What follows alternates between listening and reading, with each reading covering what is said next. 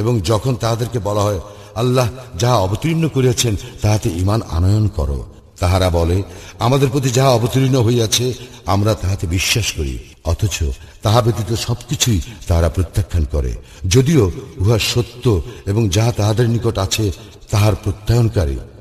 বলো, যদি তোমরা মুমিন হইতে তবে কেন তোমরা অতীতে আল্লাহর নবীগণকে হত্যা করিয়াছিলে? এবং নিশ্চয় মূসা তোমাদের নিকট স্পষ্ট প্রমাণ সহ আসিয়াছে। তাহার পরে তোমরা গোবৎসকে উপাস্যরূপে গ্রহণ করিয়াছিলে, আর তোমরা তো জালিম। স্মরণ করো যখন তোমাদের অঙ্গীকার নিয়াছিলাম এবং তুরকে তোমাদের ঊর্ধ্বে উত্তোলন করিয়াছিলাম, বলিয়াছিলাম যাহা দিলাম দৃঢ়রূপে গ্রহণ করো এবং শ্রবণ করো। তাহারা বলিয়াছিল আমরা শ্রবণ করিলাম ও অমান্য করিলাম। কুফরি হেতু তাহাদের হৃদয়ে গোবৎস প্রীতি সিঞ্চিত হইয়াছিল। বলো, যদি তোমরা ঈমানদার হও তবে তোমাদের ঈমান যাহার নির্দেশ দেয় উহা কত নিকৃষ্ট।